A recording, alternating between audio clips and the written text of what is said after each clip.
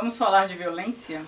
Olá pessoal, tudo bem? Eu sou a Carmen do blog Aqui Vi do Mundo e hoje eu venho comentar o livro Entre Rinhas de Cachorro e Porcos Abatidos de Ana Paula Maia. Depois de muito me pedirem para comentar algum livro dessa autora muito contemporânea, né? Ela começou a escrever na internet, ela publicava capítulos de livros, deste livro pelo menos, na internet, depois que virou uma produção editorial.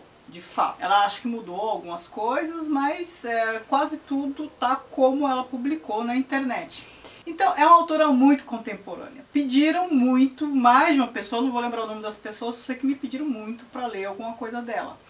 Na falta de um, tenho 3 agora, 3 livros dela, todos e-books, mas eu só li um sobre este que eu vou falar agora. O nome do livro já assusta um pouco, né? Entre Rinhas de Cachorro e Porcos Abatidos. Então aí eu já penso que aquelas pessoas protetoras dos animais, os veganos, os vegetarianos, eu acho que já se arrepiam todos, ficam com a pele toda eriçada, só com o título. E a leitura disso, hein? Pelo título a gente já começa a imaginar o que vem pela frente. Só que o que vem pela frente é muito mais do que o título já sugere.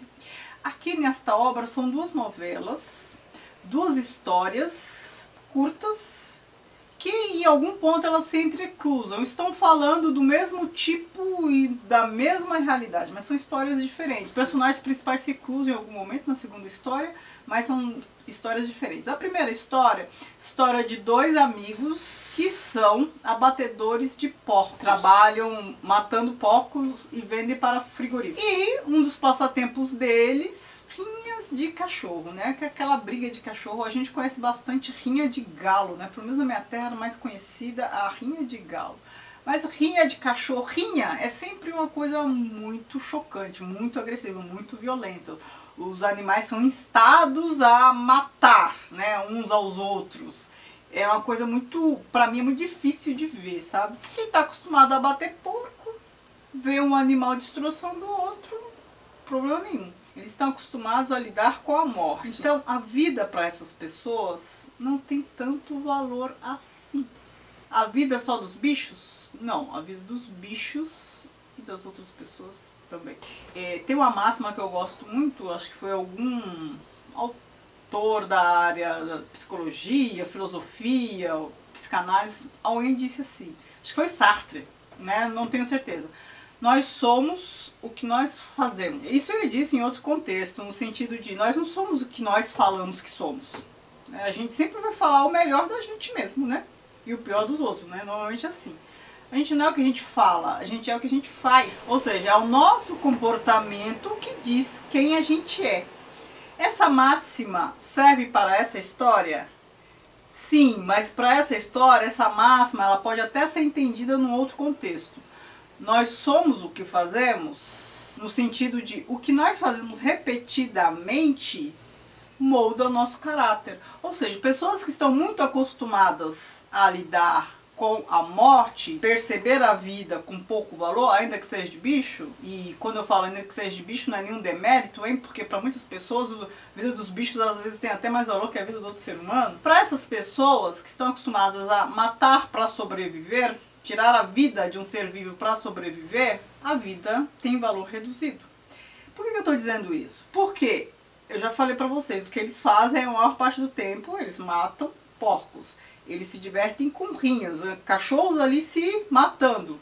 Por conta dessas coisas todas, eles também matam com facilidade seres humanos. A lógica deles é essa. Um desses amigos tinha doado o rim para a irmã e ele começa a ter problema de rim. O outro o convence a cobrar o rim, pegar o rim. Vai lá, abre a mulher, pega o rim dele de volta e tal. Então essas coisas são contadas de maneira assim tão trivial.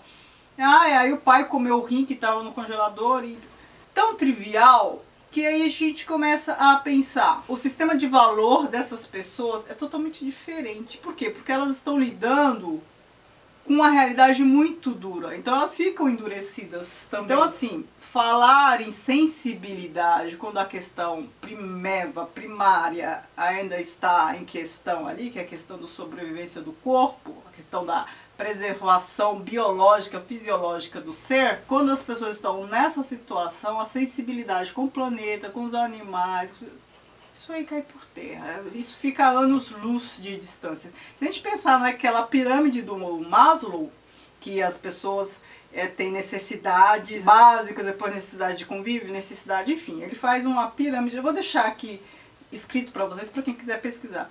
Naquela pirâmide de necessidade do Maslow, ele fala, depois que você supre as necessidades fisiológicas, as necessidades primárias de sobrevivência do corpo, né, abrigo, comida e tal, aí que você vai pensar em outro tipo de sobrevivência, convívio social. Você vai escalando, você tem que suprir algumas necessidades primeiro, para depois pensar em outras. A teoria dele foi criticada e assim, eu também tenho crítica a essa teoria dele, porque assim, na verdade você não precisa pular de uma etapa, você não precisa suprir uma etapa para pular para outra. Às vezes essas etapas, essas necessidades estão ali concomitantes, você não necessariamente resolve uma para pular para outra.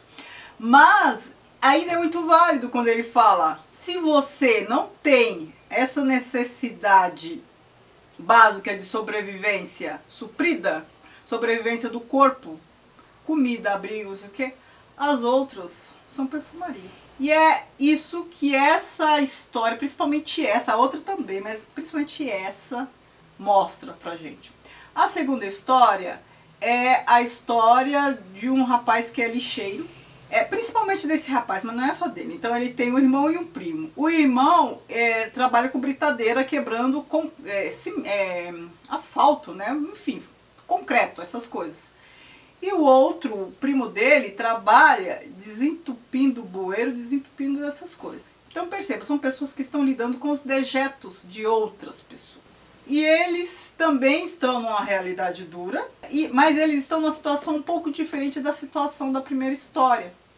Eles lidam com o lixo, o excremento dos outros, não só no sentido fisiológico, o excremento moral das pessoas. E quando eu falo excremento moral, pense nas piores coisas. Ele acha no lixo, esse personagem principal, uma pessoa que teve os órgãos roubados. Então assim, tiraram os órgãos da pessoa, colocaram o resto da pessoa, né, ainda com vida, num saco de lixo para o lixeiro levar. O amigo dele, que foi desentupir lá uma caixa de gordura, né, achou lá um gato morto, que era o gato da mulher, e o marido matou porque não gostava do gato, ele jogou na caixa d'água, e a caixa d'água... Eles lidam com essas coisas, aquilo que as pessoas escondem, varrem por debaixo do tapete. Eles lidam com os vestígios, os indícios, os resquícios da fealdade moral das pessoas. E aí o personagem principal, ele é uma pessoa muito dura, porque ele também já foi preso porque ele matou um velho. Aí você pensou, nossa... pessoa horrível, mas por que ele matou o velho? Aí, quando a gente descobre por que ele matou um velho, a gente pensa, no lugar dele eu também teria feito a mesma coisa. Eles também estão lidando com coisas muito duras, chorume, aquele excesso de lixo, aquela coisa. Mas o que é mais duro é lidar com esse excremento moral dos outros. E aí o personagem principal, o lixeiro, ele muitas vezes filosofa a respeito disso. E ele fala até que... Fala, não pensa, né? Que quando morrer ele quer simplesmente desaparecer do mundo. Ele não quer deixar vestígios, não quer deixar esses resquícios, não quer deixar essa podridão. Porque ele lida cotidianamente com essa podridão das pessoas. Pior do que o lixo que elas deixam, é o lixo moral que elas deixam. Percebam a temática de Ana Paula Maia, né? Não li os outros ainda, mas essas duas histórias já deixam a gente assim... Não é fácil ler porque são histórias que incomodam demais. Então, como matam facilmente, como as outras pessoas tiveram coragem de agir daquela maneira, enfim, ela lida com personagens no limite. Se a gente pensa em graus de exclusão, eles estão lá bem no fim da fila, né? Considerando o fim da fila aqueles mais excluídos. Aquelas pessoas que ninguém quer enxergar, aquelas pessoas que não valorizam, mas são essas pessoas que também lidam com o que há de pior daqueles bonitinhos que aparecem na TV, que aparecem em sociedade e tudo mais. Fazendo um paralelo com a história da loucura de Foucault, quem me acompanha aqui sabe que eu estou lendo a história da loucura de Foucault, fazendo leitura compartilhada e apresentando os conteúdos dos capítulos. Quem me acompanha sabe que no começo a gente tinha lá, século XVI, XVII, todos os que não atendiam às diretrizes da burguesia, todas as categorias todos os não burgueses, né, digamos assim, todos que incomodavam, eram internados, tidos como louco. Então, pobre, mendigo e tudo mais. Então, eram excluídos. Eram pessoas excluídas do sistema. Eram muitas pessoas. E aí depois, mais adiante no livro, lá no século XVIII, com o berço do liberalismo econômico, como a gente conhece hoje, descobriram que pobre tem valor.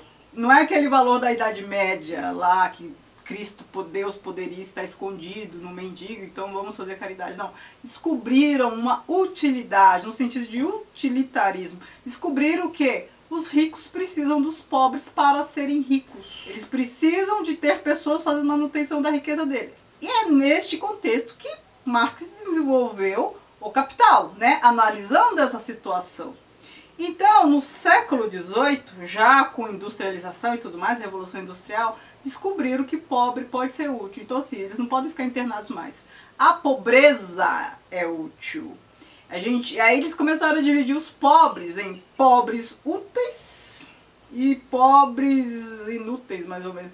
É assim, os doentes, de fato, que estavam internados eram doentes, não tinham utilidades. Desses, a família que cuidasse, porque não era dever do Estado, muito menos do mercado, então eles ficavam à mercê de assistencialismo, de igreja e de família, é isso, essas as teorias que começaram a desenvolver naquela época, e os pobres úteis tinham que trabalhar mão de obra. É neste ponto que eu quero chegar. A gente está aqui no livro da Ana Paula Maia, lidando com estes pobres úteis, só que estes pobres úteis, eles fazem parte de um sistema utilitário e eles lidam com o que há de pior desse sistema utilitário. Eles lidam com o que há de pior das pessoas. Então eles são úteis para o capitalismo, mas são invisíveis, mas são excluídos. Eles são incluídos e excluídos ao mesmo tempo. Eles são incluídos para limpar a sujeira física e moral, mas eles são excluídos de valor, de status, de reputação. E claro que com tudo isso eles não são bem pagos. Eles vivem ali numa condição de sobrevivência, numa condição marginal. Já que descobriram que pobre é útil e o Estado não tem que sustentar pobre, então esses pobres têm que se manter. Eles se mantêm lidando com o que há de pior das pessoas. Então ler Ana Paula Maia, essa primeira experiência, coloca a gente em contato direto com a violência. Mas quem é a vítima da violência aí? São os bichos de fato na primeira história? São só os bichos? E na segunda história?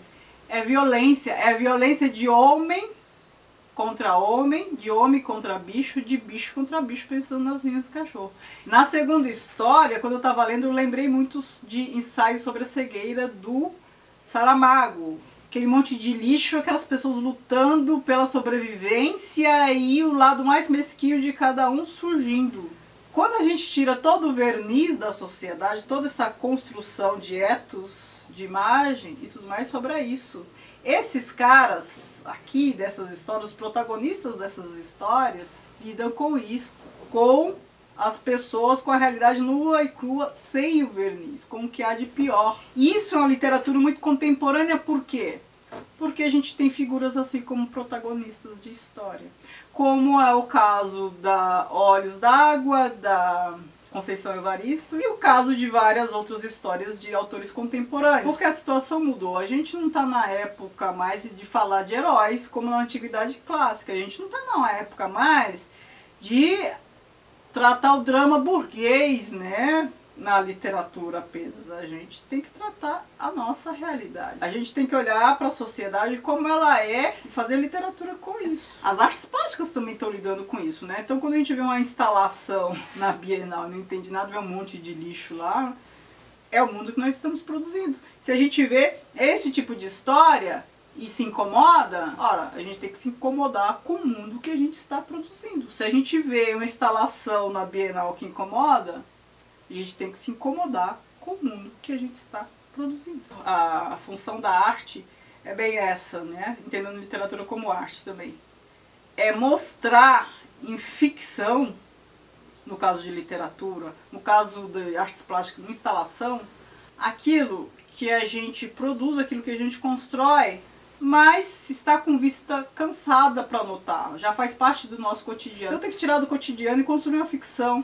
já que a gente tem uma dificuldade de se afastar do cotidiano. Então vamos criar uma ficção, vamos criar uma instalação para ver se as pessoas olham para isso. E esse vídeo já está muito longo, vou parar por aqui. Me digam quem já leu Ana Paula Maia, o que que achou, o que que me sugere. Eu tenho mais 2 livros dela e pretendo ler e comentar com vocês. Vamos trocar figurinhas, certo? Muito obrigada por assistir e não se esqueçam de se inscrever no canal e de me seguir nas redes sociais, Que Vi do Mundo, Instagram e Facebook, que é a página do blog. Obrigada, beijos.